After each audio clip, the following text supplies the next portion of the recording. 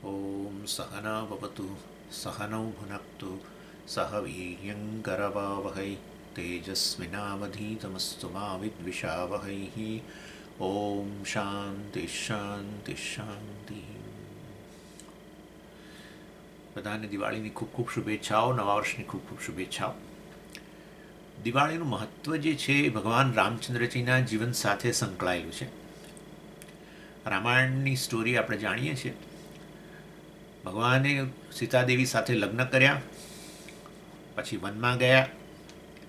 ત્યાં રાવણે સીતાદેવીનું અપહરણ કર્યું અને એમને પાછા લાવવા માટે ભગવાને રાવણ સાથે યુદ્ધ કરવું પડ્યું. રાવણ અને કુંભકર્ણ બંનેનો નાશ કર્યો અને અયોધ્યા પાછા ફર્યા અને પછી રામ રાજ્યની સ્થાપના થઈ. જ્યારે અયોધ્યા ભગવાન પાછા ફર્યા ત્યારે અયોધ્યાના લોકોએ એમનું સ્વાગત આ દીવાઓ પ્રગટાવીને, શેરીઓમાં, પોતાના ઘરોમાં બધે દીવાઓ પ્રગટાવી અને કર્યું. અને એ વસ્તુનો નિર્દેશ કરે છે કે આ ભગવાનના આગમન સાથે જાણે કે પ્રકાશનું આગમન થયું, અંધકારનો નાશ થયો. અને ભગવાને આ રીતે જે રાવણ અને કુંભકર્ણ પર વિજય પ્રાપ્ત કર્યો એ દૈવી સંપત્તિનો આસુરી સંપત્તિ પરનો વિજય છે. આ વસ્તુને આપણે એક જુદા આધ્યાત્મિક સંદર્ભથી જોઈ શકીએ છીએ. રામનો વાસ્તવિક અર્થ છે રમંતે યસ્મિન ઇતિ રામ, જેમાં સર્વજીવો રમણ કરે એનું નામ રામ છે. સર્વજીવો શેમાં રમણ કરે છે? સર્વજીવો આનંદમાં જ રમણ કરે છે, આનંદની શોધ કરે છે અને આનંદ પ્રાપ્ત થાય તો એમાં રમણ કરે છે. અને એટલે રામનો વાસ્તવિક અર્થ થાય છે જે આનંદ સ્વરૂપ છે, સચ્ચિદાનંદ સ્વરૂપ છે. અને એ જ મારું સ્વરૂપ છે. હું સચ્ચિદાનંદ છું, પૂર્ણ છું, આનંદ સ્વરૂપ છું. આનંદનો અર્થ છે કે ઉણપનો અભાવ, પૂર્ણતા, ઉણપનો અભાવ. અને જો મારી જાતને એક અંતઃકરણની દૃષ્ટિએ, ઇન્દ્રિયોની દૃષ્ટિએ, મારા જ્ઞાનની દૃષ્ટિએ, મારી શક્તિઓ, મારી સ્વસ્થતા કે આ દેહની શક્તિઓ વગેરેથી જો મારી જાતને મૂલવું તો હું સદાય મારી જાતને ઊણો જ માનું. આવો ઊણો વ્યક્તિ, આવો એવો જીવ જ્યારે આનંદ પ્રાપ્ત કરે છે ત્યારે ઉણપમાંથી મુક્ત થાય છે, નહીં તો આનંદ મળે જ નહીં. પૂર્ણતાનો અનુભવ, આનંદનો અનુભવ અને સાથે સાથે ઉણપ લાગવી એ બંને શક્ય નથી. એટલે આ આનંદની ક્ષણમાં તો ઉણપનો અભાવ જણાય જ છે. અને અન્ય પરિસ્થિતિઓની અંદર હું મારી જાતને ઊણો જોઉં છું. હવે ખરેખર હું મારી જાતને, હું ખરેખર ઊણો હોઉં, મર્યાદિત હોઉં, તો પછી આ પ્રકારે આ ઉણપનો ત્યાગ તો કદી કરી જ ન શકું. જે મારું સ્વરૂપ હોય, વાસ્તવિકતા હોય, તો એનો ત્યાગ કેવી રીતે થાય? એટલે પરંતુ જોઉં છું કે આ આનંદની ક્ષણની અંદર મને કોઈ મર્યાદા લાગતી નથી, ઉણપ લાગતી નથી. એના પરથી એવો પ્રશ્ન ઊભો થતો હોય છે કે એ તો આપણે આપણી ઈચ્છા પૂરી કરી અને આનંદ થયો, એટલે આ ઈચ્છાની પૂર્તિમાંથી આનંદ આવે છે. પણ આમ તમે જો જુઓ તો મનુષ્યના જીવનના વિવિધ તબક્કાઓની અંદર ક્યારેય વાસ્તવની અંદર જે અધૂરી રહેલી ઈચ્છાઓ જે છે અને પૂરી થયેલી ઈચ્છાઓ છે, એનો જો રેશિયો કાઢો તો અધૂરી ઈચ્છાઓ જે છે એ અનેક છે.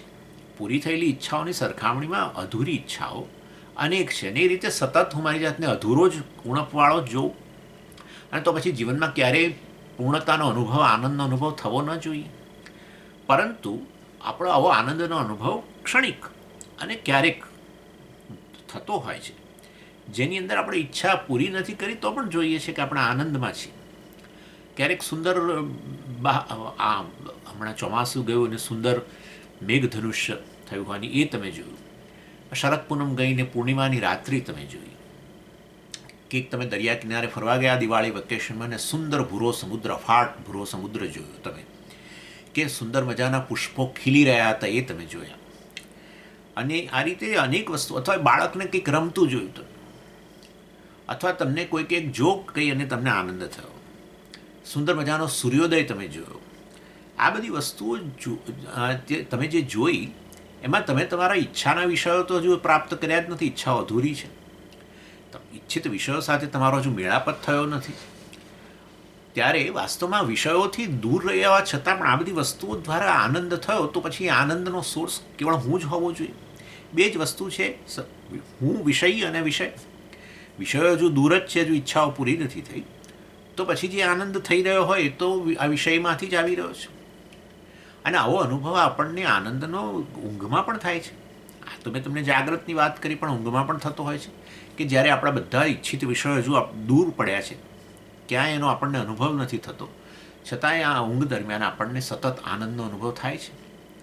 અને એ વખતે આપણે આ દેહ, મન, બુદ્ધિ વગેરે સાથેનું તાદાત્મ્ય દૂર થઈ ગયું હોય છે. અને ત્યારે હું મારી જાતને વાસ્તવમાં આ રીતે પૂર્ણ જોઉં છું. ઊંઘની અંદર મારો અનુભવ મારો કેવો છે, મારા વિશેનો પૂર્ણતાનો છે, આનંદનો છે.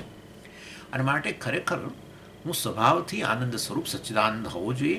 હું જ રામ છું, આત્મા રામ છું. આ વસ્તુ આપણે જાણવી જોઈએ.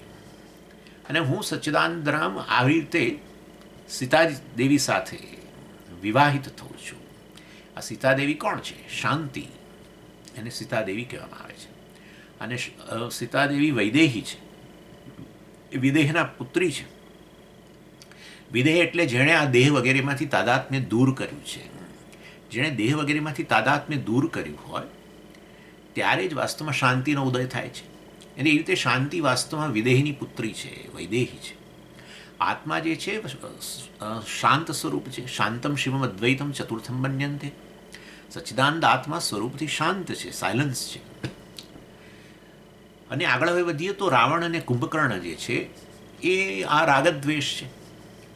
અને એ આ શાંતિનું હરણ, સીતાદેવીનું હરણ કરી ગયા છે. અને રામથી એમને દૂર રાખ્યા છે, આત્માથી દૂર રાખ્યા છે. જાણે ક્યાં રાખ્યા છે? દ્વીપ ઉપર રાખ્યા છે. કયા દ્વીપ ઉપર રાખ્યા છે? મોહના દ્વીપ ઉપર રાખ્યા છે. અને આ એમનો નાશ કરવા માટે આપણે શેની મદદ લેવી પડશે? ભગવાનની મદદ લેવી પડશે.